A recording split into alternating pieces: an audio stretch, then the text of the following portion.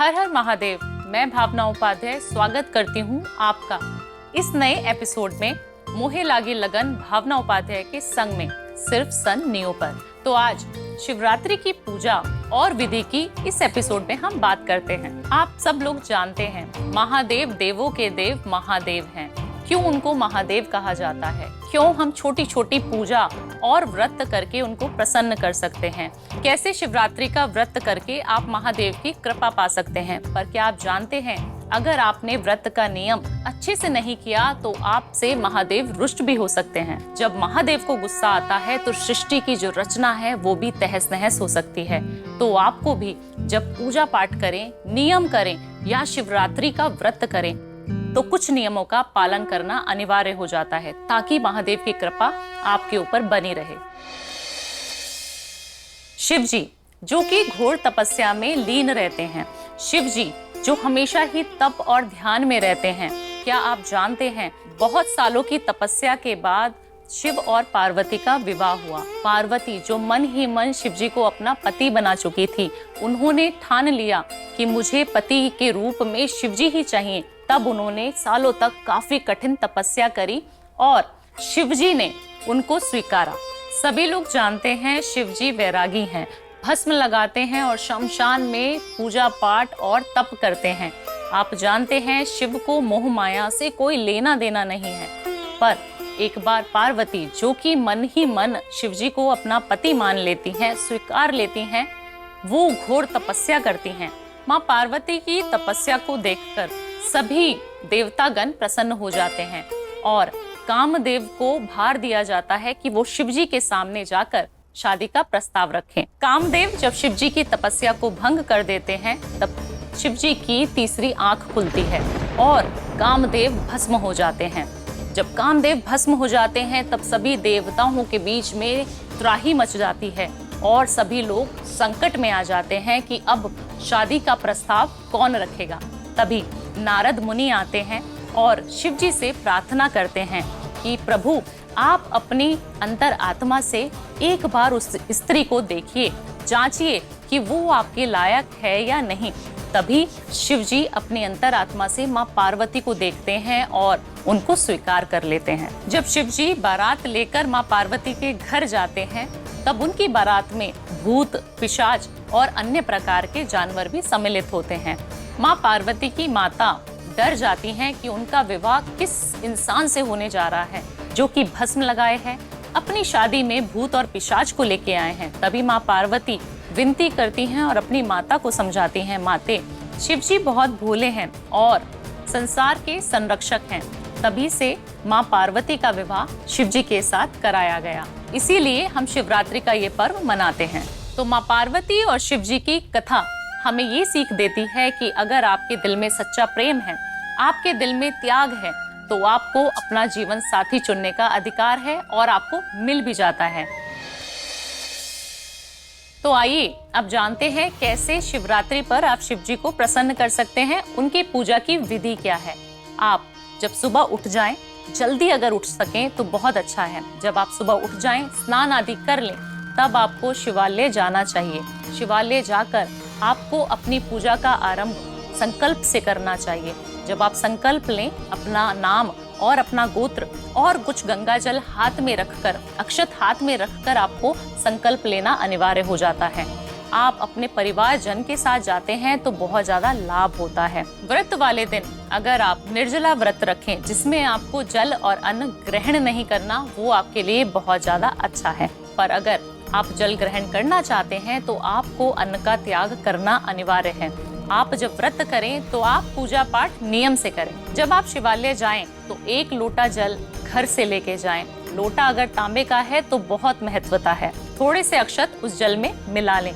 जब आप पंचामृत से भोलेनाथ का शिवलिंग का अभिषेक करते हैं तो आपके सारे ग्रह शांत हो जाते हैं। अगर आपकी कोई भी महादशा जो आपको पीड़ित कर रही है वो भी ठीक हो जाती है। जब आप कच्चे दूध से महादेव को जलाभिषेक करते हैं तो आप जानते हैं कि आप अपने चंद्रमा को अच्छा कर रहे हैं जो कि हमारे मन का कारक है।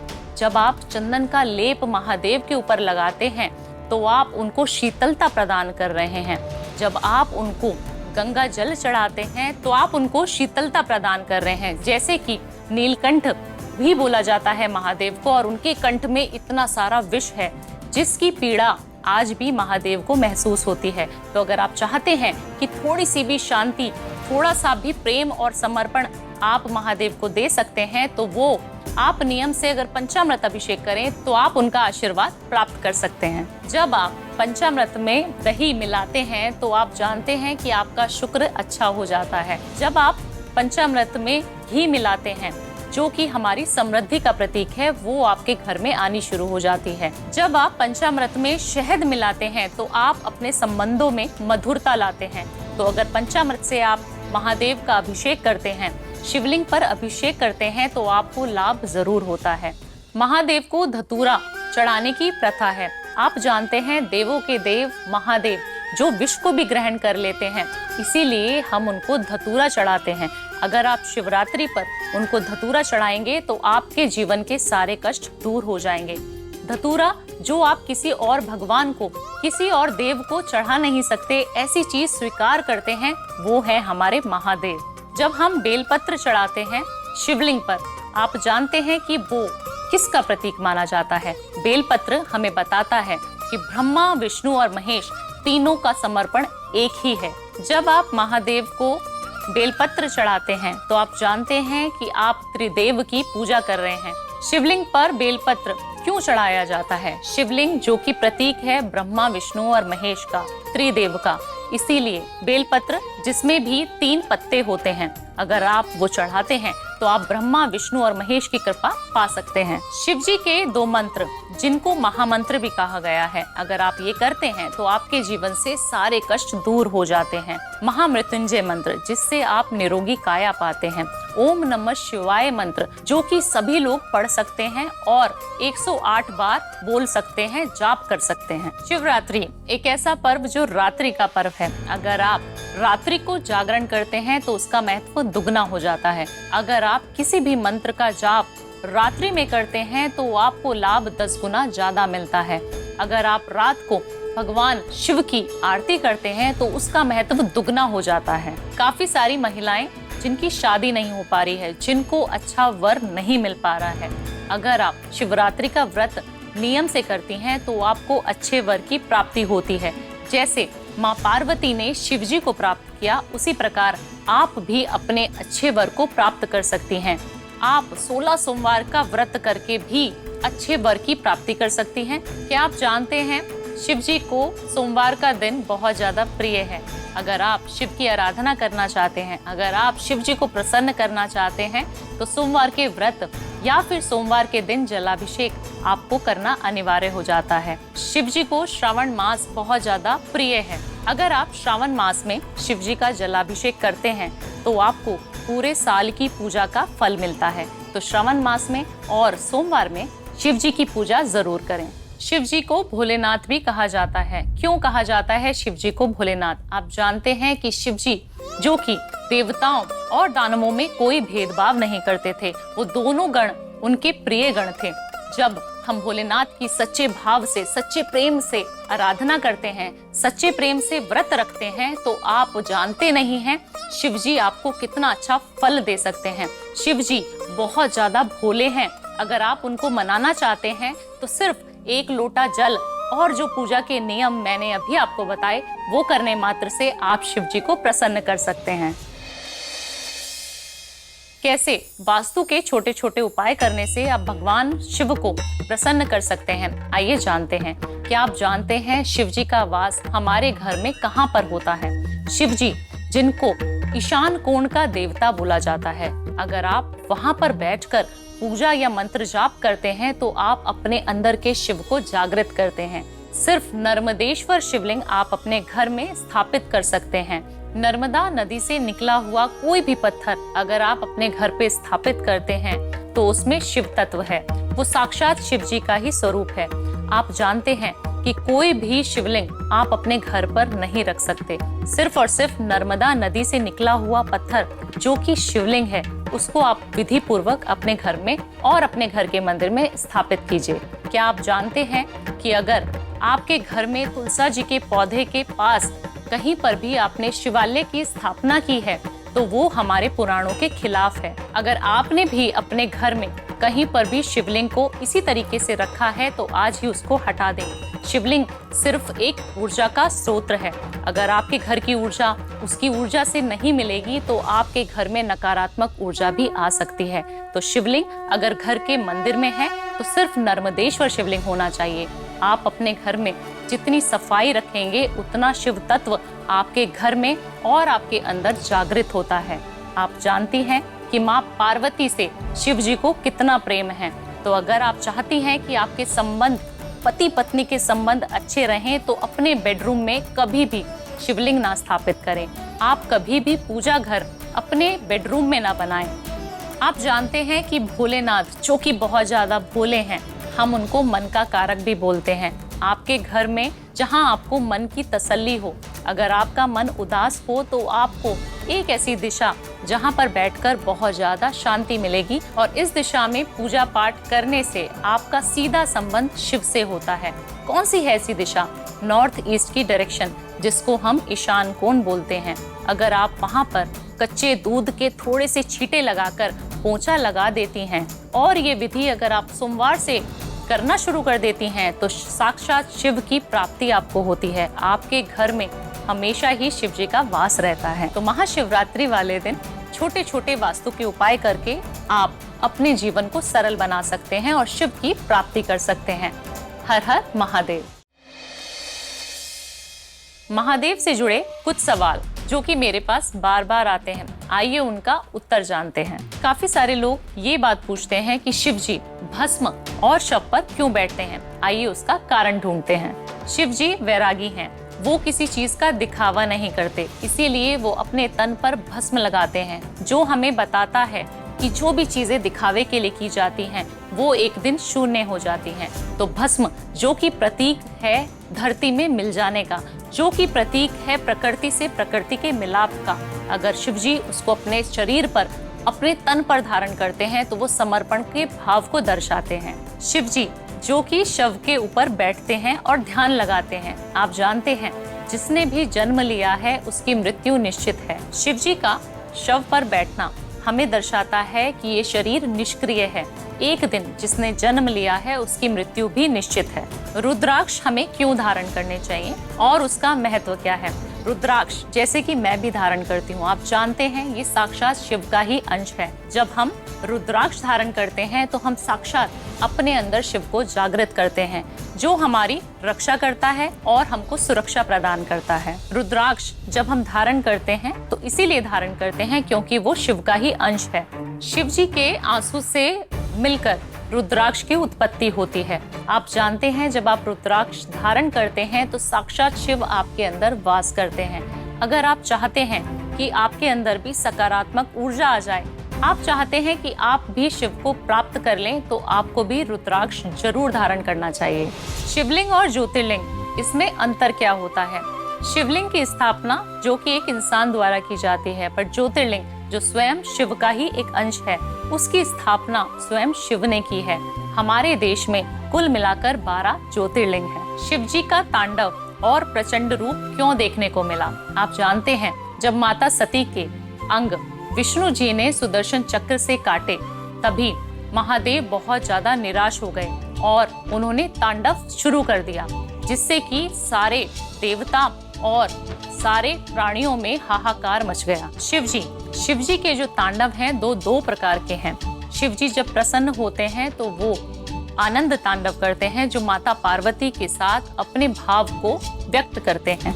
दूसरा तांडव जब शिव जी रौद्र रूप में आ जाते हैं, क्रोधित हो जाते हैं, वो अपना तांडव करते हैं, जिसको बोला जाता है रौद्र तांडव। अगर आपके मन में भी कोई सवाल है जो शिव के प्रति आपको ले जाता है तो आप इस दी गई जानकारी पर हमसे संपर्क कर सकते हैं। शिवरात्रि पर ऐसे क्या नियम करके, ऐसे क्या पूजा पाठ करके आप अपने जीवन को सरल बना सकते हैं? कैसे आप शिव को प्राप्त कर सकते हैं? जब आप शिवालय सोमवार के दिन जाते हैं या फिर शिवरात्रि वाले दिन जाते हैं तो आपका मिलन शिव और पार्वती के जैसा ही पवित्र हो जाता है। क्या आप जानते हैं जब आप धूप बत्ती और अगरबत्ती शिव जी की आरती में इस्तेमाल करती हैं तो आपका काफी सारा जो ग्रह है जो आपको नकारात्मक ऊर्जा दे रहा था वो भी ठीक होना शुरू हो जाएगा। शिव जी का जो कि हमें शांत रहने का वरदान देते हैं, शिव जी जो हमारे मन के भी कारक हैं। अगर आप बहुत जल्दी भावुक हो जाती हैं तो कहीं ना कहीं आपके मन में और आपके ऊपर आपको काम करने की जरूरत है। आप अगर दूध को चढ़ाएंगी शिवालय पे तो आपका मन शांत होना शुरू हो जाएगा। क्या आप जानते हैं ठंडा पानी शिव को बहुत ज्यादा प्रिय है। जब एक लोटा जल आप शिवलिंग पर अर्पण करती हैं तो आप अपने मन में भी शीतलता लेके आती हैं। जब आप अपने घर में मंत्रों का उच्चारण करती हैं जैसे कि ओम नमः शिवाय, तो आप अपने घर की ऊर्जा को सकारात्मक ऊर्जा में बदल देती हैं। अगर आपके घर में लड़ाई और झगड़े होते हैं तो आपको अपने घर की शुद्धि करने की जरूरत है। शुद्धि किस प्रकार से की जाए? शुद्धि करने के लिए आप अपने घर की दहलीज को एक लोटा जल से रोज साफ करें। जब आप सुबह उठकर अपनी दहलीज को साफ करती हैं तो आप साक्षात शिव का वास अपने घर में करती हैं और माँ पार्वती की कृपा भी आपके ऊपर बननी शुरू हो जाती है। जब आप शिवलिंग पर दही चढ़ाते हैं तो आपका शुक्र अच्छा हो जाता है, जो आपके सौंदर्य, आपके प्रेम और आपके संबंधों में मधुरता लेके आता है। अगर आपको लगता है कि आपके संबंध आपके पति से अच्छे नहीं चल रहे या फिर छोटी छोटी लड़ाइयाँ आपको जीवन में परेशान कर रही हैं, तो आपको घी से और शहद से रुद्राभिषेक करना चाहिए। अगर आप चाहती हैं कि आपके जीवन में खुशहाली आए तो आपको हरे रंग की चूड़ियां सोमवार के दिन माता पार्वती के चरणों में चढ़ानी चाहिए, जो कि सुहाग की ही निशानी है। जब आप सिंदूर लगाएं तो आप माँ पार्वती का ध्यान करें। अगर आप माँ पार्वती का ध्यान करती हैं तो आप माँ पार्वती और शिव के जैसा ही प्रेम पाती हैं। अगर आप चाहते हैं कि शिव का वास आपके घर में हो तो आपको करना क्या है? आपके घर में जिस भी बर्तन में आप अपने घर में अक्षत यानी कि चावल रखते हैं, उसमें आपको एक पीले रंग की पोटली बनाकर डालनी है। आप अगर ये उपाय सोमवार के दिन करती हैं तो आपके घर में शिव की प्राप्ति आपके परिवारजनों को प्राप्त होती है। आपको पोटली बनानी कैसे है? आपको एक पीले रंग का कपड़ा लेना है, थोड़े से चावल उसके अंदर रखने हैं और एक हल्दी की गांठ, कुछ सिक्के उसके अंदर बांधकर भगवान शिव का और माँ पार्वती का नाम स्मरण करते हुए आपको पोटली बनानी है और उसको अपने चावल के डब्बे में रख देना है। अगर ये उपाय आप सोमवार के दिन करती हैं तो आपके घर में हमेशा ही शिव और माता पार्वती की कृपा बनी रहती है। क्या आप जानती हैं कि आपके घर के चावल आपकी वृद्धि का भी कारक हैं? अक्षत जिनको हम हर पूजा पाठ में हर जगह पर इस्तेमाल करते हैं, वो आपको बहुत सारी समृद्धि और धन देने में सक्षम है। तो आप ये उपाय सोमवार को जरूर करें। आप जानते हैं कि अगर आपकी कुंडली में काल सर्प दोष है, आप उसको शिव जी की पूजा और शिव जी की आराधना करके ठीक कर सकते हैं।